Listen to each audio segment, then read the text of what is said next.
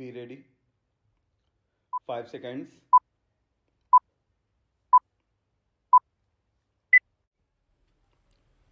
Start. Mr. Vice Chairman, Sir, I welcome the budget proposals for the year 1982-83, which are all comprehensive and which embrace most of the development plans that we have envisaged for the establishment of a socialistic society in this country. In spite of the taxation and the introduction of fresh duties, we find that the finance minister has succeeded in disturbing only a microscopic section of the people of this country to extract sufficient funds for our schemes. The finance minister has also succeeded in finding funds for almost all the development plans of this country, which will add to our good. While we discuss the general aspects of the budget, we will have to consider the activities of most of the sections that are now covered in the budget. Even though the provisions are there, I think, sir, the expenditure on some of the activities envisaged in this budget should be subjected to a thorough scrutiny. In this respect, sir, I wish to bring to the notice of this House the special feature of the educational system of this country. Some of the members have mentioned something about the educational system of this country, have remarked that the allocation of funds is not adequate and that the provision should be revised according to the needs of this country. As the honorable member was speaking in Hindi, I did not thoroughly understand what he meant, but still, sir, the educational system has created a sort of confusion in our country over the last 15 years, and every now and then we had been changing the schemes and plans for educating our children, and various states have adopted different schemes which have actually created a feeling of disintegration among the people of this country. In some of the states, they have switched on to the regional languages as the medium of instruction, and in some states, they think that English should be retained as the medium of instruction. But the people believe that the medium of instruction should be Hindi. That is the national language of our country. But, sir, the time is not yet ripe for us to switch on to Hindi. So, as and when we find it feasible, we may switch on to our national language. But till that time, we will keep English as the medium of instruction in all educational institutions.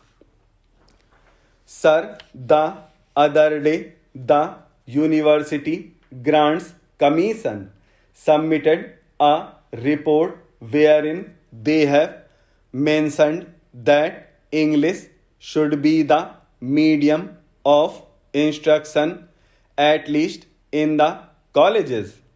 Sir, it is my opinion that English should be retained in this country for years to come till we find that we could translate all the essential books on science and technology, etc., into Hindi, which should be able to help us in educating our boys, especially in the technical institutions, through Hindi as the medium. Here, sir, some of the members have pointed out with regard to the introduction of different types of education in the same state or in various parts of this country. We find that a majority of the children of our country are educated in the basic system, which brings out, as far as I know, second class citizens in this country who are to be governed by the boys who are sent to the public schools. Most of the children of the haves are sent to the public schools and they are imparted expert training, and when they come out they are definitely superior to those boys who undergo this basic system of education.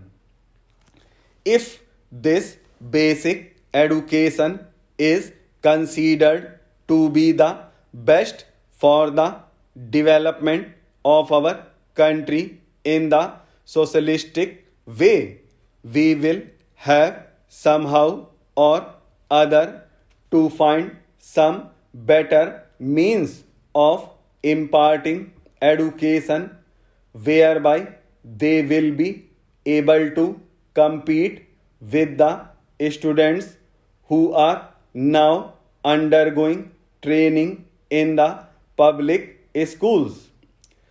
Unless we do it, we will be creating, as I previously mentioned, a second class of citizens in this country. I hope the authorities who are concerned with the planning of education in this country will review their schemes according to the suggestions that I have put forth now. In the same way, sir, our country is mainly depending on our agriculture and industries for the development of our economy.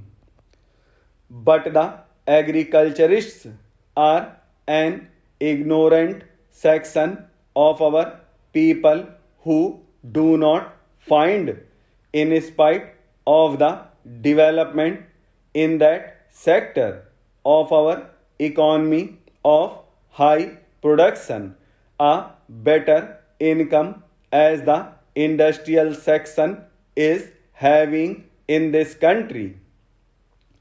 The industrial section is fast improving and their standard of living has gone high. At the same time, in spite of the better production, In the agricultural section, the agrarian population has not come at par with the industrial section of this country. In the same way, industrial laborers are organized. Most of them are given so many benefits and advantages according to the legislation that is passed for the betterment of industrial laborers of this country.